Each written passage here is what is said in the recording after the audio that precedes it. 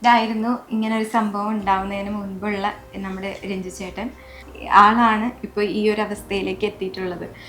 അപ്പോൾ നമ്മളെല്ലാവരും നമ്മുടെ സഹായം ആൾക്ക് വേണ്ടി എത്തിക്കണം എന്നാണ് ഞങ്ങളുടെ എല്ലാവരുടെയും ആഗ്രഹം. ഇതിപ്പോൾ ഞാൻ മാത്രമല്ല, ഒരുപാട് പേരുണ്ട് ഇതിൻ്റെ പുറകിൽ പ്രവർത്തിക്കുന്നത്.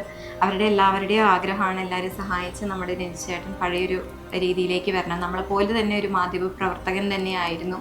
അതുപോലെ തന്നെ ഒരുപാട് ഇപ്പം നമ്മളൊരു കുടുംബം എടുത്തു കഴിഞ്ഞാൽ നമുക്ക് മനസ്സിലാവും, ഒന്നില്ലെങ്കിൽ പേരൻസിനെ മാതാപിതാക്കളെ ഓൾഡ് ഏജ് ഹോമിലാക്കുന്ന ഒരു തലമുറ, അല്ലെങ്കിൽ സ്വത്തിന് വേണ്ടിയിട്ട് വഴക്കുണ്ടാക്കുന്ന ഒരു തലമുറയാണ് വന്നുകൊണ്ടിരിക്കുന്നത്. പക്ഷേ ഈ ഒരു രഞ്ജു ചേട്ടന് വേണ്ടിയിട്ട് എൻ്റെ സഹോദരങ്ങൾ ഇത്രയും അധികം കഷ്ടപ്പെടുമ്പോൾ നമുക്ക് മനസ്സിലാവുന്നത് എത്രയധികം ആ ഒരു കുടുംബത്തിൻ്റെ ബോണ്ടിങ് തന്നെയാണ് നമുക്ക് മനസ്സിലാക്കാൻ പറ്റുന്നത്. ഇവരിങ്ങനെ കഷ്ടപ്പെടുന്നത് കാണുമ്പോൾ നമുക്ക് അതിനകത്തേക്കൊരു 10 രൂപയെങ്കിൽ 10 രൂപ അയക്കാൻ പറ്റുവാണെങ്കിൽ നിങ്ങൾ അത്രയും നല്ലതാണ്. അത് ചെയ്യാൻ ശ്രമിക്കുക.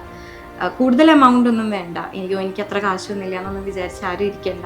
10 രൂപയായാലും അത് അയക്കുക.